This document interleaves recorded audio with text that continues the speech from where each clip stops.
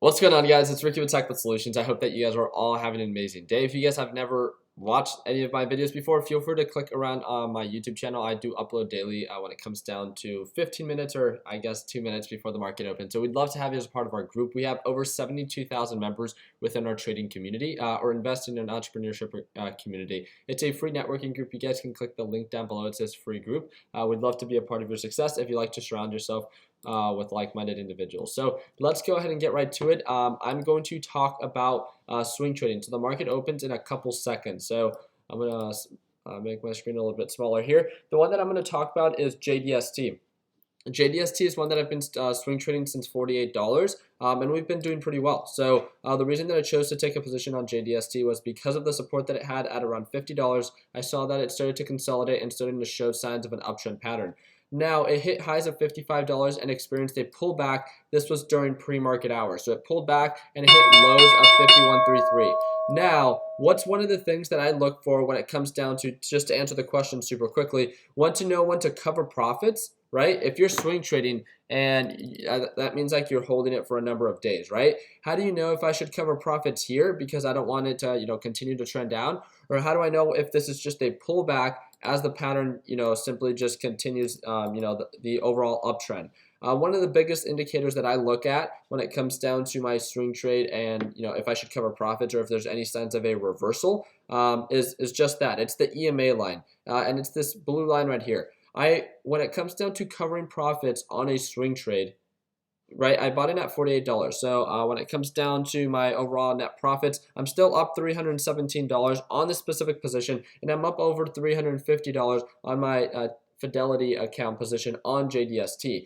Now, with that being said, how do I know if I should cover profits here or if I should continue to hold? Because I know that JDST does have the potential to hit highs of $60. And I feel like that's something that a lot of people might encounter and not know when to cover profits, right? Because it's actually reversing and showing signs of a downtrend, or if it's just pulling back because, when you're swing trading something, pullbacks are almost always inevitable. And that's exactly what I'm going to, again, this is my breakdown. This does not mean that you have to follow my step-by-step process. This is what I've done, and hopefully it makes sense to you and can kind of guide you guys in the right direction. So again, I bought in at $48, and I know that it has gapped up, right? I called out yesterday that JDST went last or below $53. Thank you. Yeah, I kind of know that.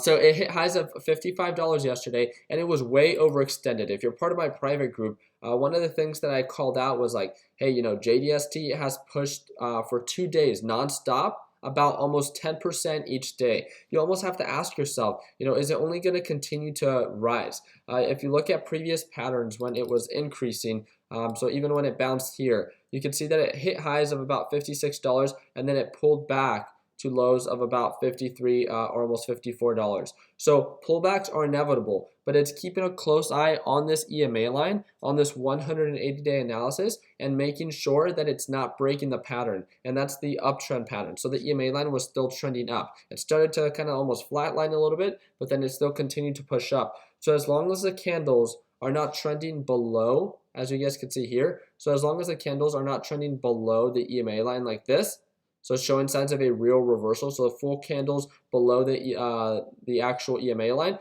As you can see, one of the whiskers did go below the EMA line during pre-market hours, but the overall body of the candle itself continued to hold above the 180-day EMA.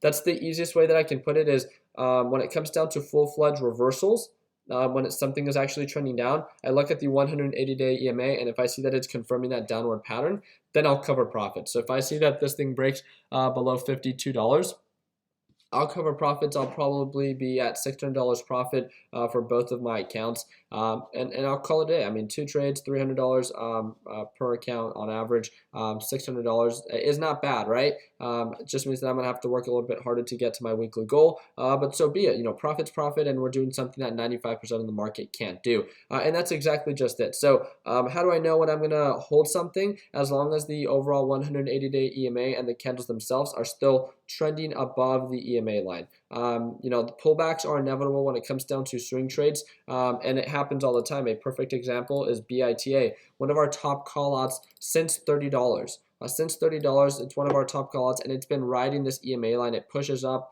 pulls back, pushes up, pulls back. Patience and confidence on your actual swing trade is going to be a huge factor for those that are successful in swing trading or not. I've known so many people that have a great eye for patterns and have a great eye for identifying potential for profit, but because sometimes it pulls back and they're not okay with that and they bought it a little bit at a higher price, and they don't understand the overall 180-day EMA pattern and how it's supposed to just continue to hold above the EMA line, then sometimes they cut losses without really having to. And it's up to you. It's your pattern. It's your account. It's your trades. So if it makes sense to you, great. And if it doesn't, then you guys definitely don't have to. So huge shout out to all those that are still part of you guys. You guys are still trending up. Overall resistance at about $75, and then its peak at about $80. For all those that are part of our private mentorship group, I sent out the weekly watch list, and I gave you guys all updates on my top breakdowns and stuff like that. So I hope that gives you guys a better pool of stocks to kind of look at to trade for this week. So Elway was one of those top stocks. COOL was one of the top stocks that we called out about a week ago. That's performing exactly like we expected it to from the support, and then its resistance at $26.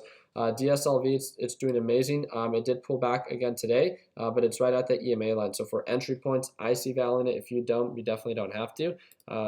But yeah, so other than that, I think I kind of answered the question. Yeah, so do you expect DSLV to bounce up today? It seems like it just keeps failing since yesterday. So again, it's just one day. So it had 2 green days and it has 1 red day. And that's inevitable, right? As long as the overall EMA line and the pattern itself is still trending up, then there's no confirmation of a reversal, and it's still not trending down. If we see that it actually breaks below $23, okay, then that's when you want to revisit and potentially cover profits or cut losses. But until then, it's still trending above the 180-day EMA, and it's still showing signs of an uptrend pattern. So I'm still confident on this specific trade until I get that confirmation. Now with JDST, we're at 53.60. Crud.